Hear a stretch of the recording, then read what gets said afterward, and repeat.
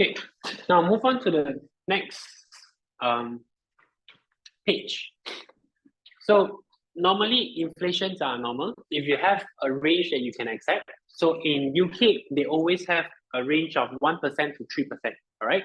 But they put it 2% plus minus 1%, which means that 2% is always their target, but they allow a bit of flexibility between 1 to 3, okay?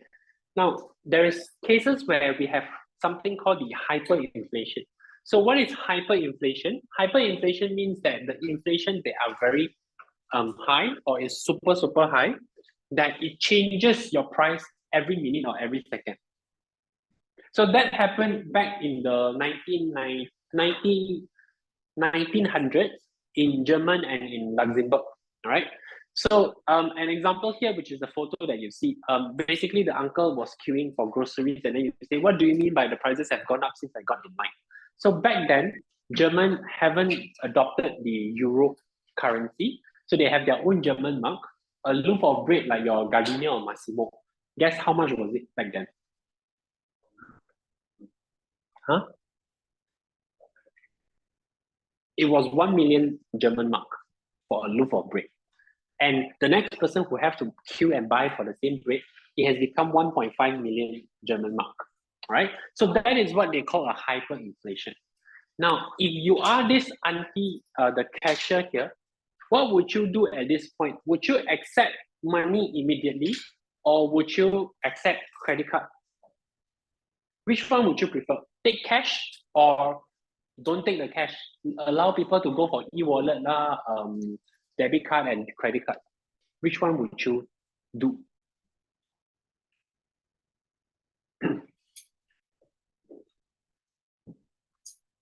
My one you also talk, don't want to talk. 讲这好，我等一下，慢慢讲。说对了。Okay, I repeat. If you are the auntie, the cashier here, what would you do at this point of time if you have hyperinflation? Would you want to accept the cash or would you allow them to defer their payment by using credit card? Credit card. Why?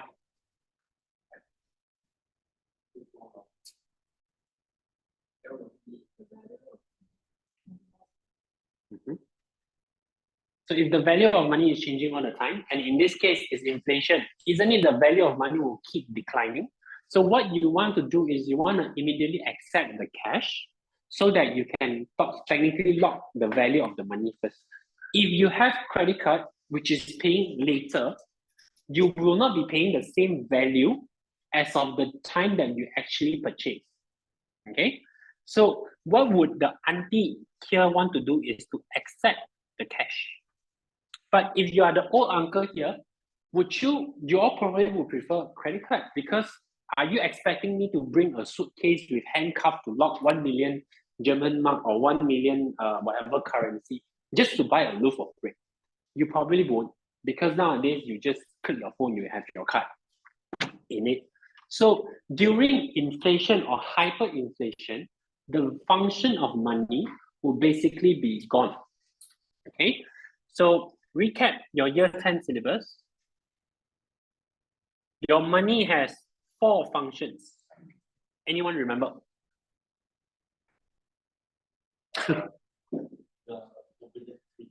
No.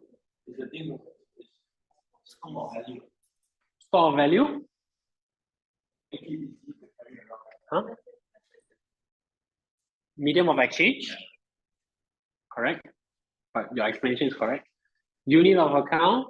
You say what? Store of value, medium of exchange. I basically say another one. Unit of account. One more.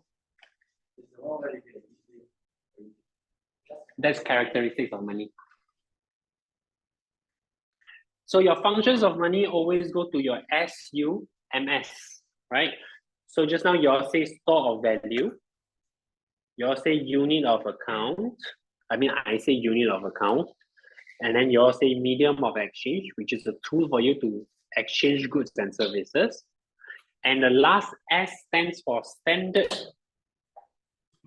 of deferred payment, which basically money allows you to defer your payment. Back then, when you don't have money, what do you use?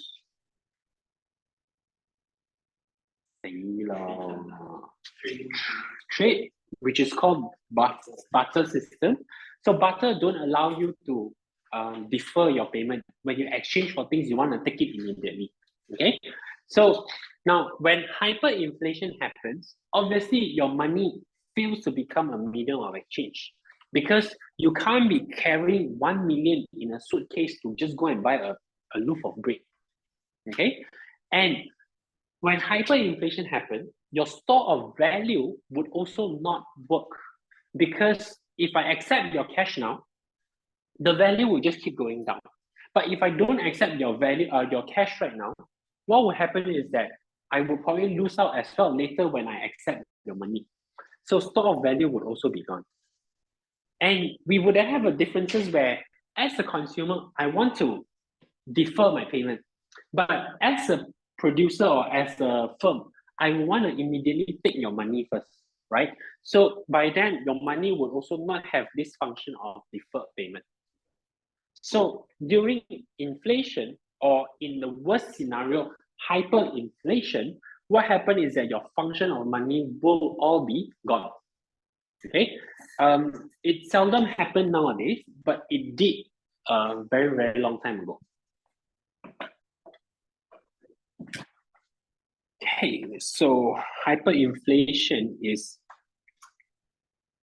extremely high rates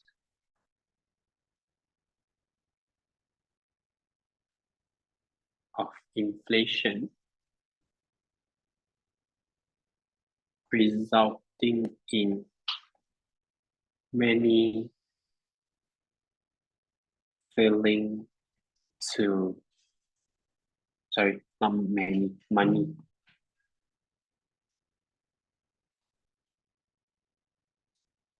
Good store of value or